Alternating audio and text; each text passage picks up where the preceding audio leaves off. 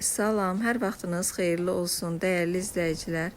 Bugünkü videomda qəlib olmadan, görünüşü də, dadı da çox ləzzətli, xırçıltılı bayram süfrələrinizi bəzəyəcək qoz peçenyaları hazırlayıram. Xəmiri hazırlamaq üçün 2 ağlı sarılı yumurtanı və yarım stəkan şəkər pudrasını, 5 yemək qaşığı isə duru yağı bir qaba əlavə edib biraz qarışdırıram. Daha sonra üzərinə 150 qram yumuşalmış kərə yağını əlavə edirəm. Onu da qeyd edim ki, mənim hazırladığım xəmirdən 36 ədəd qoz peçenyası alındı. Yağı əlavə edəndən sonra üzərinə 1 paket vanilya, 2 stəkan ələnmiş un, 1 çimdik duz və 1 çay qaşığının yarısından qabartma əlavə edib biraz qarışdırıram xəmirimi. Xəmir biraz yumuşaq alındı. Yenə də 1 stəkan unu hissə-hissə xəmirə qatıb xəmirimi hazırlayıram. Ümumilikdə mənim xəmirimə 3 stəkan un getdi.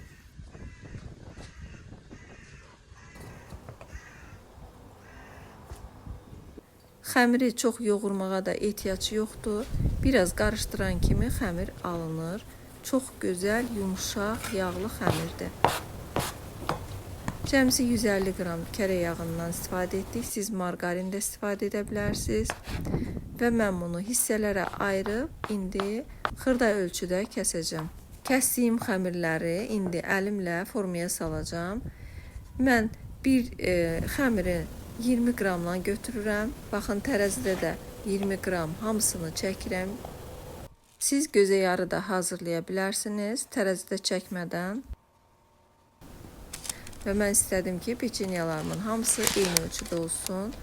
20 qramlıq xəmiri tən ortadan kəsdim və 2 hissəyə ayırıb listə düzürəm.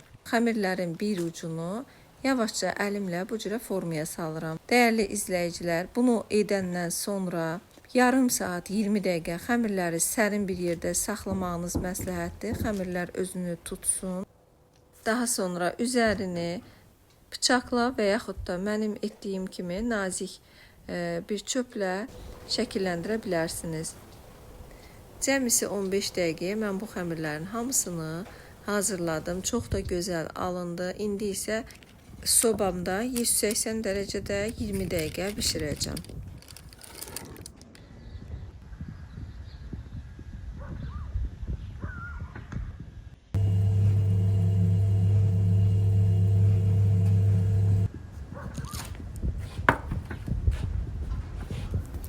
Peçenyalarım çox gözəl bişib, altı biraz qızarıb. Üzərini isə özüm çox qızartmadım. Peçenyaları birləşdirmək üçün qaynanmış, qatılaşdırılmış süddən istifadə edirəm. Siz qaynamış südü bıçaqla və ya qaşıqla da çəkə bilərsiniz.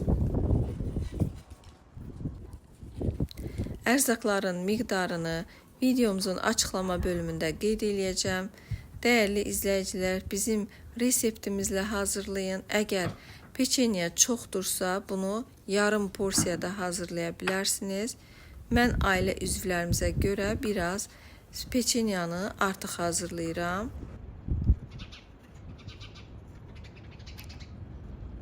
Peçenyalar çox kövrək olduğu üçün bıçaqla kəsəndə ovulub tökülür. Ona görə mən bunu sizə kəsib göstərə bilmirəm. Dəyərli izləyicilər, bu gözəl Ramazan ayında iftar süfrələri üçün hazırlayın və göz haqqınızı halal edin. Videomuzu bəyəndinizsə, dəstək üçün abunə olub yorum yazmağı unutmayın. Salamat qalın. Növbəti videolarımızda görüşənədək.